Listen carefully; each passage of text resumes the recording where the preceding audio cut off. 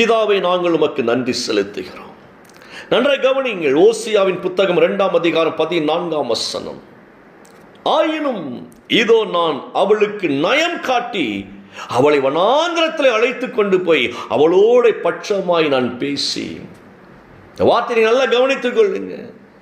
நான் அவளை நயமாக கவர்ந்தெழுப்பேன் என்று ஆண்டவர் சொல்லுகிறார். நயமாய் அவளிடத்தில் பேசுவேன் என்று ஆண்டவர் சொல்லுகிறார். பாலை நிலத்திற்கு அவளை கூட்டிக் கொண்டு போவேன், நெஞ்சுருக அவளோடு கூட பேசுவேன். இந்த வார்த்தையை கவனிச்சு பார்த்தீங்கன்னா தேவன் தன்னுடைய அன்பை எப்படி வெளிப்படுத்துறான்னு தெரியுங்க.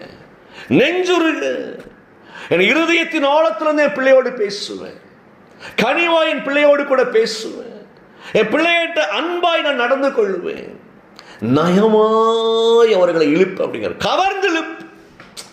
அந்த நயமாய் அப்படிங்கிற வார்த்தை சாதாரண வார்த்தை இல்லைங்க. நயம் காட்டுதல் அப்படிங்கிற வார்த்தைலாம் ஒரு அழகான ஒரு வார்த்தைங்க. இன்னைக்கு உலகம் நயம் காட்டி நம்மளை ஏமாத்திரும். நல்லா கவனிச்சு கொள்ளுங்களேன். ஒரு சேலை வாங்கினால் ஒரு சேலை இலவசம் என்று உலகம் நயம் காட்டுகிறது, அப்படித்தானே? ஒரு பொருள் வாங்கினால் ஒரு பொருள் இலவசம் அப்படின்னு யாரும் ஒருத்தரும் தன்னுடைய இலவசத்தில் ஒன்றையும் கொடுக்க மாட்டான். நல்லா கவனித்துக் கொள்ளுங்க. நயமாய் பேசி மக்களை கவர்ந்து இழுப்பதற்கு என்ன என்ன உண்டோ அப்படி நயமாய் சாத்தானும் பாருங்களேன் நயமாய் பேசுவான். அவன் நயமாய் பேசி ஏதேன் தோட்டத்தை விட்டு பிள்ளைகளை வெளியே கொண்டு வந்துட்டான். நயமாய் பேசுகிறவன் அவன். இன்னைக்கு நம்ம கிட்ட பிசாசு அழகா பேசுவானு, ரொம்ப நல்லா பேசுவான். அந்த ஊழியக்காரனை பாரு, ஆண்டவர் சொல்லிக்கிட்டு இருக்கிறார், அவனுக்கு என்ன நடந்துச்சு, அவன் பாரு எப்படி மோசமா இருக்கிறா பார்த்துக்கோ, அதனால ஊழியம்னா அப்படிதான் இருக்கும், ஊழியக்காரன் அப்படிதான் இருக்கும், நீ அதெல்லாம் பார்த்துக்கிட்டு நீ ஏன் கடவுளை தேடிக்கிட்டு இருக்கிற, நீ பாட்டுக்கோ சொந்த வழியில போ அப்படின்னு நயமாய் பேசுவான்.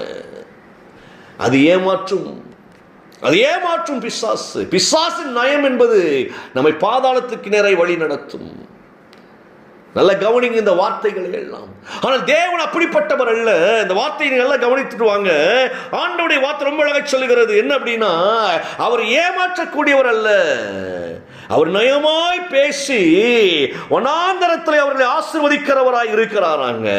அந்த வார்த்தையை நல்லா கவனிங்களேன். திராட்சை தோட்டங்களையும் நம்பிக்கையின் வாசலாக ஆகோரின் பள்ளத்தாக்கை நான் கொடுப்பேன் அவளுக்கு அப்படிங்கிறார். அப்பொழுது அவள் அங்கே தன் இளம் வயது நாட்களிலும் தன் எகிப்து தேசத்தில் வந்த நாளிலும் பாடினது போல அவள் பாடிக்கொண்டே இருப்பாள், கொண்டாடுவாள், என் பிள்ளையை கொண்டாட வைப்பேன் அப்படிங்கிறார் ஆண்டவர். என் பிள்ளை கொண்டாடும். அந்த அளவுக்கு என் பிள்ளையை நயமாய் நயமாய் நயமாய் பேசி வனாந்தரத்தில் என் பிள்ளையை செழிப்பை காணும்படியே நான் செய்வேன். ஆண்டவருடைய கேரக்டர் பாருங்களேன். நம்ம ஆண்டவர் எப்படி பார்க்கிறோம்? அடிப்பார், உதைப்பார், மிதிப்பார், கொண்டு போடுவார், நாளைக்கு நரகத்தில் தள்ளுவார். இது அவர் வேலை கிடையாது, இது அவருடைய வேலை கிடையாது. அவர் தள்ளுண்டோரை தேவன் கையில் எடுத்து பயன்படுத்துகிறவர் ஆசீர்வாதமாய், தாழ்த்தப்பட்டோருக்கு தேவன் இறங்கி வந்து அவர்களை உயர்த்துகிறவராய் இருக்கிறார் ஆண்டவர். நல்ல கவனிங்க இந்த வார்த்தைகளை. புழுதியிலும் குப்பையிலும் இருக்கின்ற ஜனங்களை கையில் எடுத்து ராஜாக்களின் மத்தியில் அமர பண்ணுகிறவர் நம்முடைய ஆண்டவர். உன் தனிமையின் பாதையில உனக்கு ஆண்டவர் தங்குவதற்கும் உன்னோட கூட இருந்து அவர் வழிகளை திறக்கிறவராய் இருக்கிறார், வீடு கட்டி கொடுக்கிறவராய் இருக்கிறார். தனிமையில் இருக்கிறவர்களுக்கு வீடு வாசல்களை உண்டாக்குவார் ஆண்டவர். அப்படின்னா குடும்பங்களை உண்டாக்குவார், நல்ல மனிதர்களை கூட சேர்ப்பார் ஆண்டவர், நல்ல வேலையை தந்தவங்களை ஆசீர்வதிப்பார், ஒரு கையின் பிரயாசங்களை ஆசீர்வதிக்க நயமாய். நீங்க கேட்கலாம், ஏங்க ஆண்டவர் நயமாய் நம்ம கிட்ட வரணும், ஏன் நயங்காட்டணும்? உலகம் நயங்காட்டி ஏமாத்திக்கிட்டே இருக்கிறதுனால தெய்வத்தின் நயம் காட்டுகிற அனுபவத்தை நம்மளால அனுபவிக்க முடியல. ஆபிரகாமை அழைத்து சொல்லுகிற நயமாய் பேசுகிற ஆபிரகாமே, உன் சந்ததியை உருவாக்க போகிறேன், நீ அநேக ஜாதிகளுக்கு ஆசீர்வாதமாய் இருப்பாய், புறப்படு அப்படின்னு தேவன் காண்பித்த நயம் இருக்கு பாருங்களேன். அந்த நயம் காட்டின அந்த அழகு இருக்கு பாருங்களேன். தன் குடும்பத்தை விட்டு வெளியேற செய்தது ஆபிரகாமை. கர்த்தரை நம்பி புறப்பட்டார், வார்த்தை நம்பி புறப்பட்டார். இந்த ஆபிரகாமின் ஆசீர்வாதங்கள் இன்றைக்கு வரைக்கும் பூமியிலே அது அசைவாடி கொண்டிருக்கிறது கிறிஸ்துவின் வழியாக.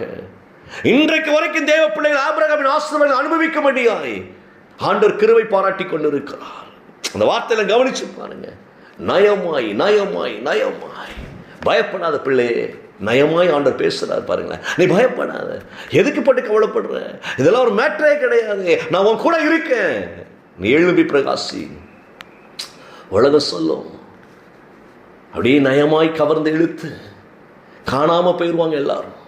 நான் கூட நிற்க, நீ பயப்பட, நீ போய் பேசு அப்படின்ட்டு பேச முன்னால் போவான், இதெல்லாம் பின்னால் ஓடி போயிடும்.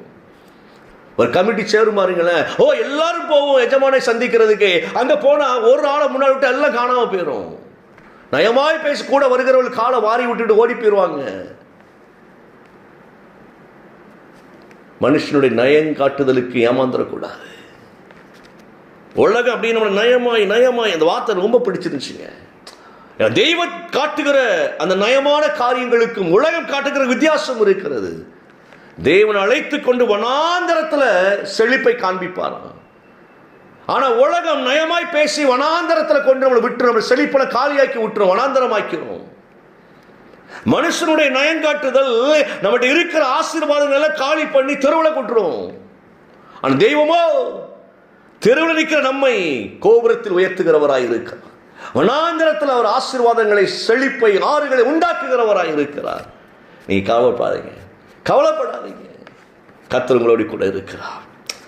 சிம்சோன் பாருங்களேன், ரொம்ப நல்ல தெய்வ வரம் பெற்ற மனுஷங்க. அந்த சிம்சோனுடைய வாழ்க்கை பெண்களாலேயே காணாமல் போனது. முதல்ல ஒரு பெண்ணை பார்க்குறாரு, பிடிச்சிருக்கு, தாய் தகப்பட்ட போய் சொல்கிறாரு. அவங்க வேண்டான்னு சொல்லி கேட்கல, கூட்டிகிட்டு போகிறாரு. கூட்டிகிட்டு போகும் பொழுது அந்த பெண்ணை சந்திக்கிறாங்க. அந்த பெண் வீட்டாருக்கு விருந்தெல்லாம் சிம்சோனுடைய அப்பா விருந்து அளிக்கிறாரு, கொண்டாடுறாங்க. ரைட், அந்த பெண்ணோடு தங்கி இருக்கிறாரு. இந்த நேரத்தில் அந்த ஊர்க்காரங்களை கூட்டி சிம்சோன் ஒரு விடுகதை போடுகிறாரு. இந்த விடுகதைக்கு நீங்கள் பதில் சொல்லிட்டீங்க அப்படின்னா நான் உங்களுக்கு அடிமை, அதாவது நான் இந்த காரியங்கள் ஒன்று செய்கிறேன், இல்லை நீங்கள் எனக்கு இந்த காரியங்கள் செய்யணும் அப்படின்னு சொல்லி சில கண்டிஷன்ஸ் போடுறாரு அந்த சிம்சோன். நல்லா கவனித்துக் கொள்ளுங்களேன். ரைட், அப்போ அந்த இடத்துல அந்த விடுகதையை அவங்களால என்ன செய்ய முடியல, விடுவிக்க முடியல. உடனே அவளுக்குரிய அந்த பெண் பார்த்துருக்கிறாங்க பாருங்களேன், அந்த பெண்ணை நயமாய் நீ அவன்கிட்ட போய் பேசு அப்படின்னு மிரட்டுறாங்க. மிரட்டி அவர்கிட்ட நயமாய் பேசி விடுகதை வாங்கி கொண்டு வா அப்படின்னு சொல்லுகிற பொழுது அவளும் பாருங்களேன் அந்த மனுஷனோட சிம்சோன்கிட்ட போய், ஏன்னா லவ்வர் பாருங்களேன், அந்த அன்பு ஏமாற்றப்படுது பாருங்களேன், அப்படி நயமாய் பேசி விடுகதையை வாங்கி கொண்டு ஊரில் சொல்லிடுதா. அவர் அந்த ஊரில் உள்ளவங்க அந்த விடுகதை சொன்ன உடனே சிம்சன் அறிந்து கொள்ளுகிறார், ஏன் ஆளை கொண்டு என்ன நீ குத்திட்டியா அப்படின்னு சொல்லிட்டு அவங்கள பழி வாங்குறாரு. ரைட், அப்படியே அந்த கோபத்தில் என்ன செய்யறாரு, புறப்பட்டு போறாரு. திருப்பி அந்த பெண்ணை தேடி வரும்போது தகப்பன் வேற ஒரு கட்டி கொடுத்துருந்தாரு. அந்த கோபத்தில் ஊரே எரிச்சிருந்தாரு. அதுக்கப்புறம் பாருங்க தெளிலாள்கிட்ட போய் அவர் தஞ்சம் அடைகிறாரு. அவளும் நயமாய் நயமாய் நயமாய் பெலிஸ்தர்களுக்கு அந்த பாருங்க அந்த வார்த்தை நல்லா கவனித்துக் கொள்ளுங்களேன், அவங்க சப்போர்ட் பண்ணும்படியாய் இந்த மனுஷனிடத்துல நயமாய் பேசி ரகசியத்தை வாங்கி சிம்சோனுடைய வாழ்க்கை முடிவுக்கு வருகிறதுங்க. இந்த உலகம் நயமாய் பேசி நம்முடைய கண்களை பிடுங்கி விடும். இந்த உலகம் நயமாய் பேசி நம்மளை சீரழிச்சிடும். ஆனால் கர்த்தர் நயமாய் பேசுறாருன்னா சீரழிக்கப்பட்ட உலகத்திலிருந்து நாம் ஜெயம் எடுக்கும்படியாய் நமக்கு நன்மை செய்கிறவராய் இருக்கிறார். அந்த அன்பு தாங்க மேலானது, அந்த அன்பு தான் மேலானது. அப்ப தெய்வத்தினுடைய அன்பை நீங்கள் புரிந்து கொள்ளுங்க.